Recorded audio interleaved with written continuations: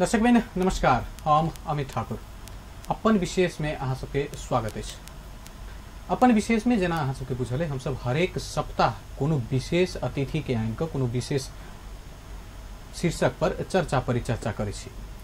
आइ से हो वह क्रम के हम सब निरंतरता देने छी। प्रदेश नंबर 2 के अस्थायी राजधानी जनकपुर धाम उप महानगर पालिका में विभिन्न रास विकास निर्माण के काज सब भ रहल छै। जनप्रतिनिधि एला के बाद विभिन्न जिम्मेवारी उप महानगर पालिका के जनप्रतिनिधि में गेल छै, लेकिन कोऑर्डिनेशन क के चल के एखनो अवस्था रहल छै जे सरकार द्वारा नियुक्त प्रशासकीय अधिकृत रहे छथि आ जनता द्वारा चुनल गेल जनप्रतिनिधि। ओइ के मिला के एखन की केना अवस्था रहल छै, जनकपुर में भ रहल विकास निर्माण के काज सबके की छै एखुनका अवस्था, आगामी दिन के योजना सब की रहते, यह सब विषय में हमरा सबके साथ आई बातचीत करे के लेल छथि जनकपुर धाम उप महानगर पालिका के उमेश ढुंगाना जी। उमेश जी, धेरै धेरै स्वागत छ यहाँलाई। नमस्कार यहाँलाई। कसो अहिलेसम्म तपाईँ आएको थोरै दिन भएको छ, 1.5-2 महिना जति भएको छ, अहिलेसम्मको एक्सपिरियन्स कस्तो रह्यो त? यस्तो छ, म चाहिँ अब स्थानीय तहमा चाहिँ नि काम गर्ने हिसाबले आएको यो पहिलोपटक पनि हो। यहाँभन्दा अगाडि चाहिँ मैले स्थानीय तहमा काम गरेको अवस्था छैन र यो 1.5 महिना मैले यहाँ बिताएँ। यो 1.5 महिना बिताउँदाखेरि यो मेरो लागि पनि एउटा राम्रो अनुभवको मौका भएको छ। सिक्दै जाने गर्दै जाने अवस्थाबाट उ भएको छ र चाहिँ अहिले हामी संहितामा गएपछि स्थानीय तहको अधिकार प्रशस्त थपिएको अवस्था छ। अधिकारहरू थपिएको छ, कामहरू धेरै बढेको छ। त्यो अनुसार चाहिँ हामीले दक्ष जनशक्ति पाउन सकेको अवस्था छैन। सङ्घीय सरकारबाट समायोजन भएर आउनुपर्ने जनशक्ति पनि आइसकेको अवस्था छैन र चाहिँ नि यो लामो लगभग चाहिँ नि झन्डै 2 दशकको चाहिँ जनप्रतिनिधि विहीन अवस्था थियो। त्यो अवस्थाबाट जनप्रतिनिधिहरू स्थानीय तहले पाएको छ। यसकारण चाहिँ यो सुरुको अवस्थामा चाहिँ यो दुईटा पक्ष जनप्रतिनिधि र चाहिँ नि प्रशासनिक लेभल बिच चाहिँ नि समन्वयात्मक ढङ्गबाट प्रशासनिक विषयहरूमा ऐन कानुन नियम कार्यविधिको बारेमा सल्लाहकारको भूमिका हामीले दिन्छौँ र उहाँहरूले चाहिँ फाइनल रेस्पोन्सिबिलिटी चाहिँ उहाँहरूले लिएर विकास निर्माणलाई अगाडि बढाउनु पर्ने अवस्था छ। जनकपुर धाम नगरपालिकाको उपमहानगरपालिकाको हिसाबमा पनि यही किसिमले चाहिँ हामी अगाडि बढ्दैछौँ, सिक्दैछौँ, गर्दैछौँ र हामीले कसरी आफूलाई प्रभावकारी सेवा दिन सक्छौँ भनेर त्योतर्फ चाहिँ हामी लाग्दैछौँ। जुन अहिले तपाईँले भन्नुभयो नि, जुन जनशक्तिको अभाव छ हामीसँग, कस्तो कस्तो जनशक्ति प्रशासनिक लेभलमा पनि हो, त्यसपछि कर्मचारी सेमी स्किल्ड अनस्किल्ड हुन्छन्, सरसफाइका कर्मचारी हुन्छन्, ड्राइभर हुन्छन्, के खाले अभाव देखिरहन्छ? यस्तो छ, हामीसँग तल्लो तहको कर्मचारीहरू छ, किनभने यो पुरानो नगरपालिका हो। यहाँ चाहिँ तल्लो लेभलको जुन स्थानीय निकायकोमा रहँदा कर्मचारीहरू छन्, उहाँहरू चाहिँ अब तल्लो लेभलबाट अपग्रेड हुँदै हुँदै जानुभएको छ, 6औँ 7औँ लेभलसम्म पुग्नु भएको छ र अहिले उपमहानगरपालिकामा नेपाल सरकारले राजपत्राङ्कित प्रथम श्रेणीको चाहिँ अधिकृतको पदस्थापना गरेको छ। त्यही हैसियतले म पनि आएर यहाँ काम गर्दैछु र यो प्रथम श्रेणी पछि चाहिँ 7 जना उपसचिव स्तरको र अब द्वितीय श्रेणीको चाहिँ अफिसर लेभलको दरबन्दी हुन्छ। यसमा चाहिँ प्रशासनको 2टा हुन्छ, त्यसपछि जनस्वास्थ्यको एउटा हुन्छ, शिक्षाको एउटा हुन्छ, पूर्वाधार विकासतर्फ चाहिँ सिडी इन्जिनियरको दरबन्दी हुन्छ। यसरी चाहिँ विभिन्न हुन्छ र त्यो भित्र त्यसपछिका चाहिँ लगभग 27 जना चाहिँ अफिसर लेभलको दरबन्दी हुनुपर्छ। भन्नुको अफिसर उपसचिवको यो लेयर चाहिँ लगभग खालिएको अवस्था अहिले छ। त्यसकारण चाहिँ हामीले अलिकति प्रभावकारी काम गर्नको लागि जस्तो कानुन बनाउनु पर्दा अथवा चाहिँ कुनै प्लानिङका काम गर्नु पर्दाखेरि चाहिँ हामीले अब मैले चाहिँ नि हेल्पिङ ह्यान्डको रूपमा चाहिँ अलिकति जनशक्ति प्राप्त गर्न नसकेको अवस्था अहिले हो। यस प्रसङ्गमा जुन नगर प्रमुख छन्, त्यसपछि केन्द्रमा केही समन्वय संवाद केही भइरहेछ कर्मचारी अभावको विषयमा? हैन, समन्वय भएको छ। यस्तो छ, नेपालको संविधानले नै के भनेको छ भने अहिले जुन मौजुदा निजामती सेवा छ, निजामती सेवामा रहेको जनशक्तिलाई चाहिँ तिनै तहको सरकारमा समायोजन गर्ने, त्यो गर्ने प्रयोजनको लागि चाहिँ ओएनएम सर्वे भइरहेको र अब फाइनल स्टेजमा पुगिसकेको अवस्था छ।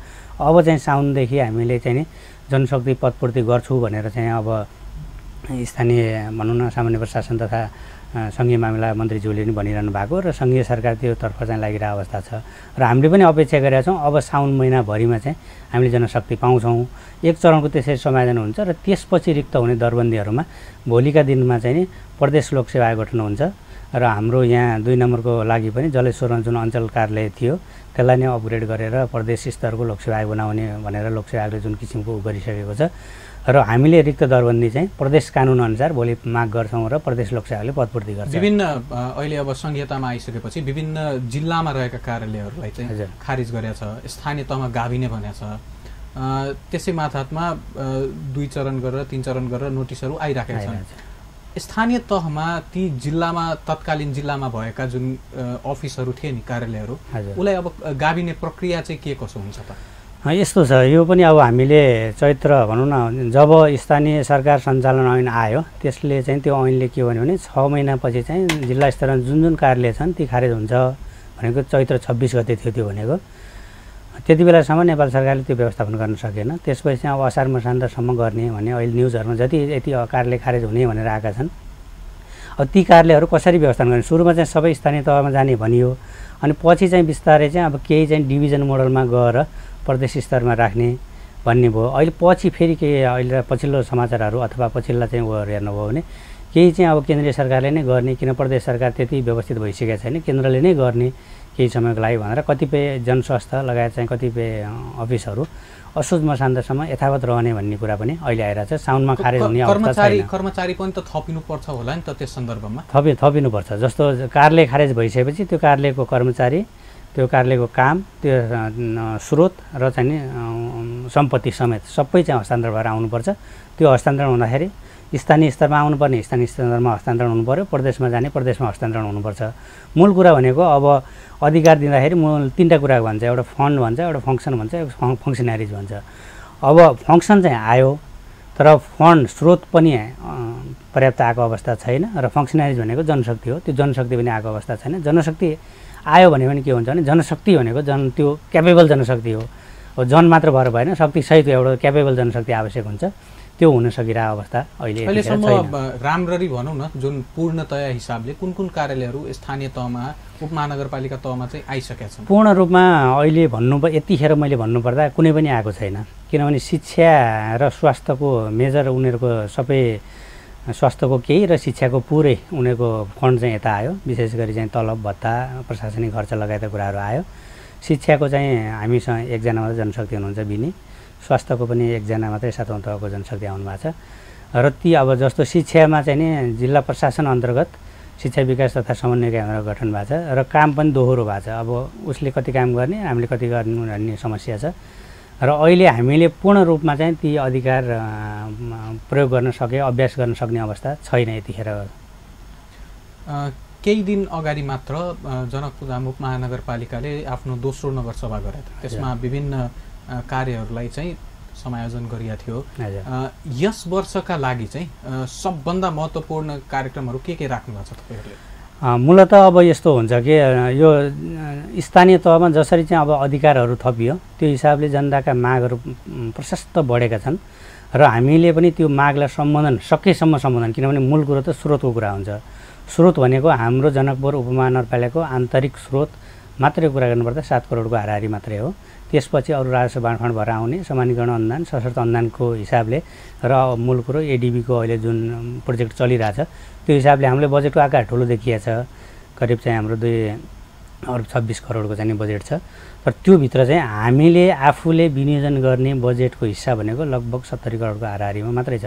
त्यो 70 करोडको परिधिभित्र रहेर हामीले चाहिँ विकासलाई प्राथमिकता दिनुपर्छ। आवश्यकता धेरै भएको हुनाले प्राथमिकताको आधारमा हामी चल्नुपर्ने हुनाले हामीले चाहिँ यथासम्भव जहाँ आवश्यकता छ, जहाँ बढी नगरपालिकाले हात हाल्नुपर्ने छ त्यसमा गरेका छौँ। पूर्वाधारमा नै विशेष चाहिँ फोकस गरेका छौँ र त्यो बाहेक चाहिँ हामीले चाहिँ सांस्कृतिक नगरीको सौन्दर्यीकरण, पोखरीहरूको सौन्दर्यीकरण, अनि शिक्षामा चाहिँ छात्र शिक्षा अभियान, छात्रवृत्ति लगायतका प्रोग्रामहरूमा चाहिँ कार्यक्रमहरू विशेष फोकस गरेका छौँ। एडिबीको जुन यति विशाल प्रोजेक्ट जनकपुरमा चलिरहेको छ, आइयुडिपी पनि छ, विभिन्न विकास निर्माणका कामहरू भइरहेछन्, तर जनताको अलि गुनासो आयो कि काम सिस्टमेटिक हल्का भएन, सबै सडकहरू एकैचोटि तोडिए, हिँड्न बाटो गाह्रो भयो।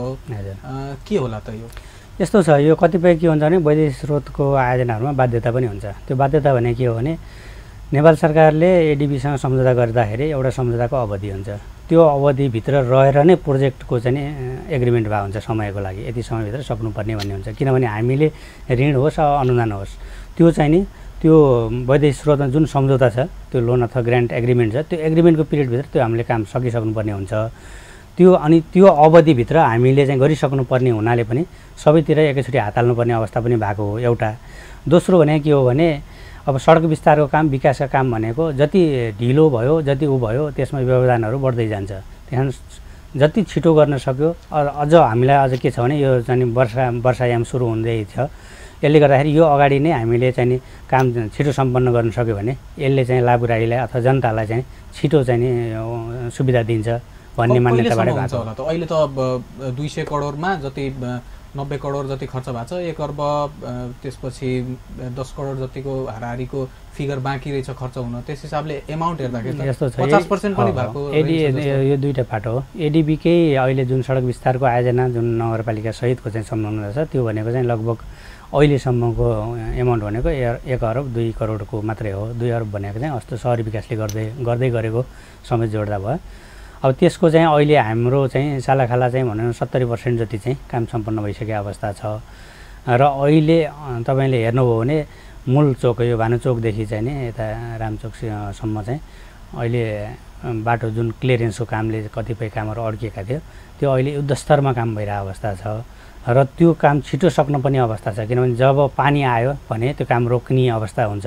त्यही भएर त्यहाँ चाहिँ अहिले सबै किसिमका हाम्रा कन्ट्र्याक्टरले पनि आफ्ना सबै किसिमको इक्विपमेन्टहरू त्यही नै फोकस गरे अवस्था अहिले छ। वर्षायाममा काम गर्न चाहिँ गाह्रो हुने, तर जनताको गुनासो पनि हेर्दै आएको परिपाटी पनि वर्षायाममा नै काम बढी फास्ट हुँदो रहेछ। के हो यो असार के भन्छ क्लोजिङ हुनाले हो कि चेक पास गराउनलाई हो कि के हुन्छ? यो परिपाटी चाहिँ कहाँबाट आयो त? यसको यो दुई थरी छ। यो के हो भने अलिकति चाहिँ भोल्युम खर्चको भोल्युम असार र मसान्तमा किन देखिन्छ भन्दाखेरि एउटा चाहिँ पहिलेदेखि काम हुँदै आएको पेमेन्ट हुन नसके, पेमेन्ट हुन नसक्ने अवस्था किन सिर्जना हुन्छ भन्दाखेरि कतिपय कुराहरू निकासा माथिबाट निकासा नआउने कारणले फेरि वैदेशिक स्रोतमा फुकुवा कुरा हुन्छ। किनभने त्यो हामीले शोध भर्न माग्नुपर्छ दात्री संस्थासँग, शोध भर्न नहुँदा फुकुवा हुँदैन, बजेट फुकुवा हुँदैन, बजेट फुकुवा नभएको कारणले निकासा आउँदैन, निकासा नहुँदा पेमेन्ट पाउँदैन, पेमेन्ट नपाउने बित्तिकै कन्ट्र्याक्टरले के गर्छ भने आफ्नो काम ढिलो गर्छ। र कतिपय पुराना बिलहरू पनि अड्किने कारणले चाहिँ असार मसान्तको चाहिँ फिगर जनकपुर मात्र नभइकन देशभरिकै फिगर चाहिँ अत्यन्त ठुलो हुने चाहिँ अवस्था खास कारण त्यो हो। अर्को भनेको अब समयको सीमाको कारणले पनि छिटो सक्नुपर्ने आवश्यकता हुन्छ। र बजेट फ्रिज जाने र अर्को वर्ष बजेट पुनः निकासा हुने नहुने अन्यलताले पनि अलिकति चाहिँ त्यसमा छरितो काम गर्ने र छिटो काम गरेर छिटो पेमेन्ट गराउने सिस्टम भएको हो। जुन हाम्रो जनकपुर नगरको जुन मुख्य बजार छ नि जानकी मन्दिर वरिपरिको, हजुर, र त्यसपछि भानुचोकदेखि यो शिवचोकवाला सडक जुन छ त्यसलाई दसैँ अब नजिक आउँदैछ। एउटा दसैँ खेर गयो यहाँको व्यापारीको, यहाँको व्यापारीहरूको गुनासो हुन्छ यसपालिको पनि दसैँ हामीले सायद त्यो रौनकले मनाउन सक्दैनौँ। के छ त दसैँसम्म बाजार तपाईँहरूले बनाइसक्ने स्थिति देखिरहनु भएको छ? हो होइन, यो जुन अहिले तपाईँले उठाउनु भएको छ त्यो सडक चाहिँ दसैँसम्म होइन, अब 1 महिनाभित्रै चाहिँ क्लियर गरेर जाने मूल सडक चाहिँ पिचिङ नै गरिसक्ने अभियानमा चाहिँ हामी लागि परेका छौँ। समय हामीले यसमा के हुन्छ भने वैदेशिक स्रोतको आयोजनामा बिचमा एउटा कन्सल्ट्यान्टको समूह हुन्छ, कन्सल्ट्यान्टलाई पनि हामीले दबाब दिइ नै रहेछौँ। झन्डै दैनिक जस्तो चाहिँ बैठक गरेर हामीले उहाँहरूलाई चाहिँ प्रेसर सिर्जना गरेर अवस्था छ। कन्ट्र्याक्टरलाई पनि त्यसै गरी चाहिँ हामीले प्रेसर सिर्जना गरेर अवस्था छ। झन्डै 1 महिनाभित्र चाहिँ यो बाटो चाहिँ मुख्य सक्ने योजना छ। दसैँसम्ममा त सबै बजार पुनर्स्थापना भइसक्ने पहिलाकै अवस्थामा पुर्याउने सोचमा चाहिँ नगरपालिका लागि परेको अवस्था छ। यसको कति चान्स हेर्नुहुन्छ? यो त भन्ने कुरा भयो नि त, तर विभिन्न पहिला पनि भनिन्थ्यो 1 महिना 2 महिनामा गर्ने, तर ढिला त हुँदै गएको छ। दसैँसम्म चाहिँ कतिको प्रतिबद्धता कतिको जन अहिलेको कन्ट्र्याक्टरको कामको जुन गति छ, जुन युद्धस्तरमा लागेको छ त्यो अवस्था हेर्दा र अब हामीले पनि मेजर त्यसैमा फोकस गरिरहेको अवस्था हुनाले मलाई लाग्छ यो भन्ने भन्दा पनि यो यथार्थमै यो सम्पन्न हुन्छ भन्ने मैले फेरि योभन्दा पहिले तपाईँले भनेको नि जुन फन्ड निकासा होइन त्यसपछि कन्ट्र्याक्टरले जानी ढिला गरिदिने त्यस्तो अवस्था सृजना भयो भने त्यसमा चाहिँ के गर्नुहुन्छ? त्यो अवस्था हामी सृजना हुँदैनौँ। हामीले चाहिँ अब भनौँ न अर्को वर्ष कति बजेट आवश्यक हुने भनेर यकिन गरेर पठाइसकेका छौँ र हामी चाहिँ छिटो निकासा प्राप्त गर्नको लागि चाहिँ हामी कोसिस गर्छौँ। र हामीले 1 वर्षभरि अब हाम्रो त्यो सकिने प्रोजेक्ट हो, कम्प्लिसनमा जान्छ, कम्प्लिसनसम्म हुँदाखेरि चाहिँ कति बजेट आवश्यक हुन्छ भनेर त्यसको यकिन गरेर पठाइसकेको अवस्था छ। अब त्यो अवस्था सिर्जना हुँदैन भन्ने चाहिँ मैले यहाँलाई विश्वास दिलाउन चाहेँ। दर्शकवृन्द आई के अपन विशेष में बातचीत कर रहल छी जनकपुर धाम उपमहानगरपालिका के प्रमुख प्रशासकीय अधिकृत उमेश ढुंगाना जी साथे। जनकपुर धाम में भ रहल विभिन्न रास विकास निर्माण के काज के अवस्था की छै, आगामी योजना सब की छै, आई के अपन विशेष में यह बातचीत रहते। एखन के समय भेरे छोट छिन व्यावसायिक विश्राम के बातचीत फिर से जारी रहते।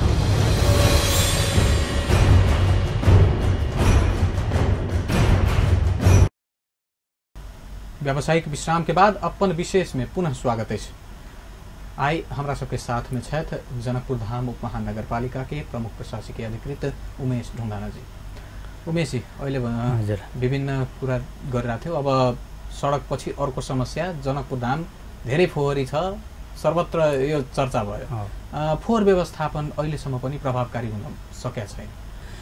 यस्तो छ, अब म त 1.5 महिनादेखि मात्रै यहाँ छु। मैले सुने अनुसार जनकपुर धेरै फोहोर थियो योभन्दा अगाडि भन्ने हो। अहिले हामीले सरसफाइमा विशेष ध्यान दिएका छौँ र विशेष गरी अब सरसफाइको फाइनल व्यवस्थापन चाहिँ कतिखेर मात्र हुन्छ भन्दाखेरि जब हामीले ल्यान्डफिल साइडको व्यवस्थापन गर्न सक्छौँ।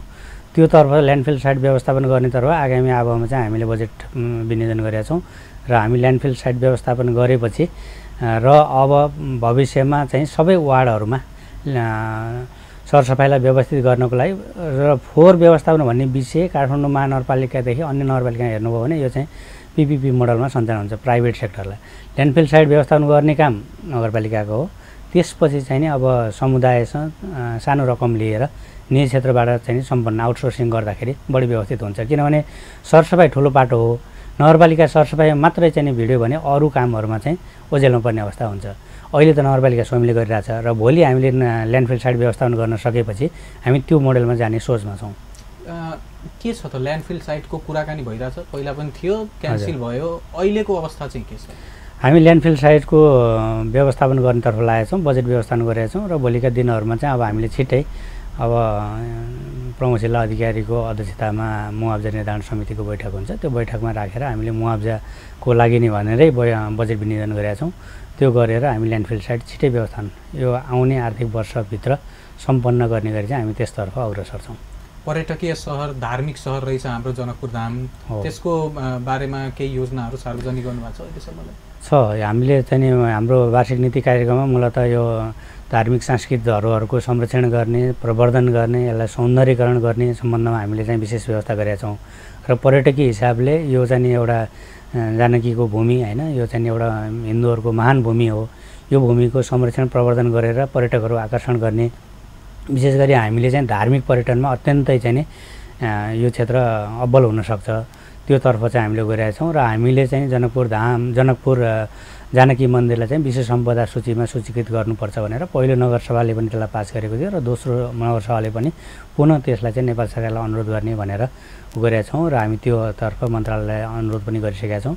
र हाम्रो अहिले योजना भनेको यो उपमहानगरपालिकालाई महानगरपालिका बनाउने र विशेष सांस्कृतिक नगरको रूपमा चाहिँ व्यवस्थापन गर्ने गरी गर्छौँ। र भोलि चाहिँ पर्यटक अहिले हामीले पर्यटक शुल्क लिन सक्दैनौँ। किन सकेनौँ भने हामीले पहिला सेवा दिनु पऱ्यो। सेवा नदिकन चाहिँ शुल्कको कुरा आउँदैन। त्यही भएर यो वर्ष हामीले कुनै पनि करहरू बढाएका पनि छैनौँ। किनभने यतिखेर हामी बाटो विस्तारमा छौँ, घर भत्काएका छौँ। यतिखेरै हामीले कर बढाउने भयो भने त त्यो राम्रो हुँदैन। पहिला सेवा दिउँ, त्यसपछि चाहिँ करको स्रोतको दायरा विस्तार गर्ने भनेर हामी लागेका छौँ। मूलतः सांस्कृतिक सम्पदाको, पोखरीहरूको सौन्दर्यीकरण, मठ मन्दिरहरूको संरक्षण गर्ने हाम्रो योजना छ, सौन्दर्यीकरणको योजना छ र पर्यटन प्रवर्धन गर्नेतर्फ चाहिँ हाम्रो पर्यटकीय सूचना केन्द्रको वेबसाइट तयार गर्ने काम भइरहेको छ। सूचना केन्द्र राख्ने काम हुन्छ। मोबाइल एप्सहरूको चाहिँ व्यवस्थापन गर्नेतर्फ हामी लागिरहेछौँ। हामीले यसतर्फ धेरै कामहरू योजनाहरू अघि सारेका छौँ। करको जुन भन्नुभयो नि, विभिन्न खाले अहिले चर्चाहरू आइरहेछन्।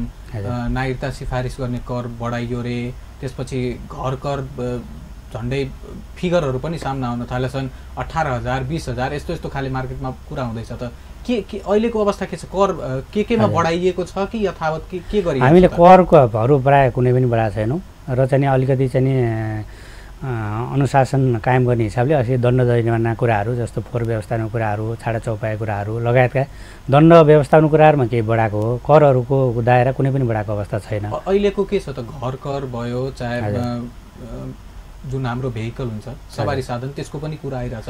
सवारी साधन यस्तो छ, सवारी साधन कर भनेको चाहिँ नि प्रदेश सरकारले त्यसको प्रशासन गर्छ र प्रदेश सरकारले त्यसको प्रशासन गरेर त्यसको चाहिँ बाँडफाँड चाहिँ प्रदेश सरकारले हाम्रो राजस्व बाँडफाँड अन्तर्गत बस्छ। त्यो चाहिँ विभाज्य कोष भनेर चाहिँ हुन्छ र विभाज्य कोषमा उसले सङ्कलन गरेर राख्छ र पछि चाहिँ नि यो क्षेत्रको भनौँ न सवारी करको कुरामा प्रदेश सरकार र चाहिँ स्थानीय सरकारमा बाँडफाँड हुन्छ। प्रदेश सवारी करको व्यवस्थापन स्थानीय तहले गर्छ। घर करमा चाहिँ के छ अहिलेको अवस्था? कतिको रेट राख्नु भएको छ कि बढाउने विचार भइरहेछ? जुन फिगरहरू आइछ मैले जुन भने नि 18,000 20,000 को फिगर कति? घर कर हामीले बढाएको छैनौँ, पुरानो यथावतै छ। एक्ज्याक्ट दर कति छ मैले अहिले भन्न सकिनँ, मैले डेटा लिएर आइन होइन। हामीले करहरू बढाएको छैन अहिलेको अवस्था। अहिले जति आएको छ त्यसकारण अब हामीले त्यो जुन वेबसाइटमा सार्वजनिक गरेका छौँ ती दरहरू हेर्न म अनुरोध गर्छु। हामीले करको दरहरू बढाएको अवस्था छैन अहिले। भनेपछि यी सब हल्ला मात्र भयो? हल्ला मात्रै हो। दोस्रो जब नगरसभा गरिएको थियो त्यहाँ एउटा कुरा लेखेको थियो नमुना वार्ड, एउटा कुनै वार्डलाई बनाउने। त्यो नमुना वार्ड चाहिँ कसो होला त? नमुना वार्ड भनेको चाहिँ अब हामीले त्यो वार्ड चाहिँ सबै किसिमको विकास समृद्धि अथवा जनताले चाहिँ पाउने सुविधाहरू त्यसबाट चाहिँ त्यो एउटा नमुना होस्। त्यसबाट अरू वार्डहरूमा पनि सिक्दै त्यसको चाहिँ के उपलब्धिहरू अन्त चाहिँ सार्दै जाने भन्ने हो। हामीले वडा छनौट गरिसकेको अवस्था छैन। कुनै एउटा वार्डमा चाहिँ अलिकति विकासका पूर्वाधारदेखि कुराहरू अनि इन्टरनेटका कुराहरू होला सक्लान् होइन, अथवा अरू जनताका सबै लिभिङका सबै प्रोसेसहरूमा चाहिँ अलिक समृद्ध हुने किसिमले जाने, स्वच्छ वातावरण सिर्जना गर्ने तर्फ चाहिँ एउटा वार्डलाई चाहिँ नमुनाको रूपमा लैजाने, मेगा वार्डको रूपमा लैजाने भनेर कन्सेप्ट चाहिँ हामीले राखेका छौँ र त्यो वार्ड सेलेक्सन भइसकेको अवस्था अहिले छैन। त्यसको केही मापदण्ड तोक्नु भएको छ? त्यो वार्ड सेलेक्ट कसरी गर्नुहुन्छ होला? यस्तो छ, अब यो सेलेक्सन गर्दाखेरि हामीले आफ्नो स्रोतलाई समेत विचार गरेर सुरुमा जहाँ कम स्रोतले पुग्छ त्यस्तो वार्डलाई नै सेलेक्सन गर्नुपर्छ भनेर मोटामोटी हामीले एउटा धारणा मात्र बनाइसकेको अवस्था छ, क्राइटेरिया नै बनाइसकेको अवस्था छैन। भोलिका अब कार्यपालिका बैठकहरूले यसको चाहिँ केही क्राइटेरियाहरू निर्धारण गर्ला। स्मार्ट सिटीको पनि कुरा छ। नगरपालिकाले चाहिँ कसरी स्मार्ट सिटीलाई आत्मसात कसरी गरे, के भिजन ल्याएको छ? स्मार्ट सिटी चाहिँ अब भनौँ न अब सबैतिर स्मार्ट सिटीको कन्सेप्ट आउँछ। स्मार्ट सिटी भने चाहिँ आफैमा एउटा स्मार्ट भन्ने बित्तिकै अब त्यहाँ इकोनोमी स्मार्ट हुनु पऱ्यो, पिपुलको लिभिङ स्मार्ट हुनु पऱ्यो होइन, सेक्युरिटी स्मार्ट हुनु पऱ्यो, र चाहिँ सबै किसिम स्मार्ट हुनुपर्ने हुन्छ। स्मार्ट सिटी एउटा ठुलो भिजन हो। त्यसतर्फ स्मार्ट सिटी बनाउने आजै बनाउने भोलि जाने भन्ने हुन सक्दैन। यो एउटा दीर्घकालीन सोचको कुरा हो र त्यसतर्फ अग्रसर हुँदै जाने कुरा हो यो स्मार्ट सिटी कन्सेप्ट भनेको। स्मार्ट सिटी एकैचोटि आउँदैन। किन मूल कुरा भनेको के हो भने सानो स्रोतलाई प्रायोरिटाइज गरेर जानुपर्ने नै मूल कुरा हो। जनताको माग अहिले के भएको छ भने संहितामा सबै चिज स्थानीयमा गएको छ भनेर धारणा पनि त्यही छ र भएको पनि त्यही नै छ। कानुनी प्रबन्धहरू पनि करिब चाहिँ स्थानीयमा सबै हस्तान्तरण गरिसक्यो भन्ने अवस्था छ। तर स्थानीयमा चाहिँ त्यो अनुसारका स्रोतहरू चाहिँ नभएको अवस्था हुनाले हामीले जे गर्छौँ प्राथमिकताको आधारमा जनताको पहिलो प्राथमिकता के हो, दोस्रो के हो, तेस्रो के हो भनेर त्यो अनुसार प्रायोरिटाइज गरेर कार्यक्रम सञ्चालन गर्दै जानुपर्ने अवस्था छ। शिवचोकदेखि भानुचोकसम्मको बाटोलाई मिथिला हेरिटेज स्ट्रिटमा डेभलप गर्दै लैजाने, पेन्ट सेन्ट उपलब्ध गराउने, केसरिया रङको कुरा भएको थियो। त्यसको के प्रक्रिया अगाडि बढाउनु भएको छ? त्यस्तो केही डिमान्डहरू आएका छन् घर भएका व्यक्तिहरूबाट? आएको छ। रङहरू उपलब्ध गर्ने भनेर डिमान्डहरू आएको छ। हामीले बजेट व्यवस्थापन पनि गरेका छौँ। हामीले दुईवटा छ, एउटा मोडल चाहिँ हामीले डेभलप गरेका छौँ ड्रइङको घरको। यस्तो डिजाइनमा घर बनायो भने हामी नक्सा पासमा चाहिँ केही छुट दिन्छौँ र चाहिँ फ्रन्ट कलर अगाडिको कलरमा चाहिँ हामी रङ पनि दिन्छौँ भन्ने छ। रङको लागि चाहिँ हामीले बजेट व्यवस्थापन गरेका छौँ र केही माग पनि आइरहेछ। अब त्यसलाई चाहिँ मागको आधारमा हामीले क्रमशः दिँदै जाने प्रबन्ध गर्छौँ। फेरि यी चर्चा पनि छन् कि नगरपालिकाले त्यो बाध्यकारी अवस्था ल्याउला रे, त्यस्तै बनाउनु पर्यो त्यो सहरमा, त्यो बाटोमा घरहरू त्यस्तो केही छ कि स्वेच्छाले गर्ने हो? होइन, बाध्यकारी गर्न सामान्यतः सकिँदैन होइन। अब यो के हो भने जनताले हामी अब यो मिथिला ऐतिहासिक नगरी हो, ऐतिहासिक नगरीमा एउटा केसरिया रङ प्रयोग गरेर अलिकति छुट्टै पहिचान दिउँ यो भन्ने धारणा हो नगरपालिकाको। त्यो अनुसार यसलाई बाध्यकारी होइन, ऐच्छिक रूपमै जाने हो र अब जनताले यो ऐच्छिक हुँदाहुँदै पनि यो मान्यता नगरपालिकाको यो सोचलाई चाहिँ आत्मसात गर्नुहुन्छ र उहाँहरूले चाहिँ त्योतर्फ गर्नुहुन्छ भन्ने हामीले आशा गरेका छौँ। तर बाध्यकारी गरेका छैनौँ। जस्तो अहिले मैले यो केसरिया टी सर्ट लगाइरहेको छु, यो हाम्रो चाहिँ युनिफर्म हो। हामीले चाहिँ अहिले केसरिया रङको युनिफर्म राखेका छौँ र अस्ति साउन 1 गतेदेखि अनिवार्य गरेका छौँ र हाम्रो स्टाफहरूले केसरिया रङको चाहिँ युनिफर्म अहिले लाउनुहुन्छ र हाम्रो चाहिँ एउटा जागरण गीत पनि अब तयार रेकर्डिङ भइरहेको अवस्था छ। अलिकति जनकपुर उपमहानगरपालिकाको एउटा छुट्टै पहिचान दिएर जाने कन्सेप्टमा चाहिँ हामी लागि परेका छौँ। उपमहानगरपालिका भनेपछि अब केसरिया हुने भयो, तर जनतालाई उपमहानगरपालिका त्यो कार्यालयभित्र जाँदा सबभन्दा ठुलो गुनासो के हुन्छ भने अन्त त सरकारी कार्यालयमा त्यस्तै धौधौ गर्नु नै पर्छ, त्यहाँ पनि हामीलाई भ्रष्टाचार हुन्छ, दलालहरूको एन्ट्री भइरहेको हुन्छ। यो चाहिँ न्यूनीकरण कहिले हुन्छ होला? यस्तो छ, दलालको अवस्था छ भन्ने त मैले मान्दिनँ। त्यो अवस्था मैले देखेको छैन यो 1.5 महिना मेरो अनुभवमा। अब काम केही ढिलो भए हुनसक्छ। किन सक्छ भने अहिलेदेखि मैले भने जनशक्तिको कुरा होइन, जनशक्तिको अभावको कारणले चाहिँ हामीले एउटै जनशक्तिले धेरै काम गर्नुपर्दाखेरि केही चाहिँ ढिलो पक्कै भएको छ। तर दलालहरूको ऊ भएको अवस्था चाहिँ त्यो परिसरभित्र भए जस्तो मलाई लाग्दैन। घरको नक्सा पास गराउने बेलामा चाहे कुनै सिफारिस गर्न आउने बेलामा अत्यधिक ढिलो हुने गुनासो आउँछ कि? यस्तो छ, त्यही भने मैले जस्तो अहिले हामीले सकेसम्म छिटो कसरी हुनसक्छ भनेर त्योतर्फ लागिरहेछौँ र कतिपय हामीले अहिले मौजुदा जनशक्तिबाट गर्न नसकेको कारणले ढिलो भएको कुरा बिस्तारै सुधार हुँदै जाने भयो होइन, जनशक्ति पर्याप्त भएपछि। र अहिले जति सेवा दिन सक्छौँ रात दिन खटेर हामी एकदम अहिले चाहिँ हाम्रो त्यो 10 to 5 भन्ने छैन। हामी बिहानदेखि बेलुका साँझ रातिसम्म 10-11 बजेसम्म पनि हामी काम गरिरहेको अवस्था छ। हामी जति जनशक्ति छौँ अत्यन्तै अहोरात्र खटेर सेवा दिइरहेको अवस्था। यो जुन जनशक्तिको अभाव भन्नुभयो नि, यसलाई अर्को पाटोले हेर्दाखेरि त्यहाँ काम गरिरहेका कर्मचारीहरूमाथि पनि वर्कलोड धेरै भयो होइन, जनता समक्ष त्यो कुरा पुग्न नसकेको हुनसक्छ विभिन्न कारणले। तर त्यो उहाँहरूको पनि वर्कलोड अलिक कम होस्, कामको पनि त्यसले जुन गुणवत्ता हुन्छ नि त्यसलाई कम गर्छ, वर्कलोड ओभर भयो भने। यो जनशक्ति पुर्याउने कुरातर्फ चाहिँ कार्यालयले पहिला पनि चर्चा गरेको छ, त्यस्तो अवस्था थाहा पाउनु भएको छ कि सरकारबाट इग्नोर भनौँ चाहे त्यस्तो वास्ता दिएको के छ त अवस्था? इग्नोर गरेको अवस्था होइन, अहिले भनेको एउटा सङ्क्रमणकालीन अवस्था हो। सङ्क्रमणकालीन अवस्था भएको हुनाले अब जनशक्तिको व्यवस्थापन गर्न सङ्घीय सरकार लागि परेको अवस्था छ। अब सङ्घीय सरकारको भनौँ न पुरानो निजामती सेवामा जति जनशक्ति थिए तिनीहरूको व्यवस्थापन नगरिकन नयाँ जनशक्ति भर्ना नगर्नु भनेर रोकिएको अवस्था हो। त्यहाँ नयाँ जनशक्ति हामीले राख्न सक्दैनौँ, पुरानो व्यवस्थापन नभइसकेको अवस्था हो। अब थोरै जनशक्तिले प्रभावकारी सेवा कसरी दिन सकिन्छ, प्रक्रियाहरू कसरी छोट्याउन सकिन्छ भनेर हामी त्यसमा चाहिँ लागिपरेका छौँ। पुराना भनौँ न जुन परम्परागत रूपमा जुन प्रक्रियागत झन्झटिला लामो प्रविधिहरू छन् तिनीहरूलाई चाहिँ छोट्याएर कसरी इलेक्ट्रोनिक माध्यमबाट गर्न सकिन्छ कि भनेर हामीले आइटी बेसबाट काम गर्न सकिन्छ कि भनेर त्योतर्फ चाहिँ हामी लागिपरेका छौँ। अवस्था त्यो हो अहिलेको। कार्यक्रमको एकदम अन्तमा तपाईँलाई अन्तिम प्रश्न, यो जुन जनकपुर धाममा विभिन्न कामहरू भइरहेका छन्, मुख्य सडकको त हामीले कुरा गऱ्यौँ, त्यसबाहेक पनि नाला निर्माणका अन्य ठाउँमा सडक निर्माणका कार्यहरू जुन छन्, एउटा एस्टिमेटेड टाइम केही क्यालकुलेट गर्नुभएको छ कि यति दिनपछि हामीले सोचेको जुन जनकपुर छ पूर्वाधारको हिसाबले चाहिँ भनौँ, सडकलाई मानेर भनौँ, हामीले काम सक्ने अवस्था हुन्छ?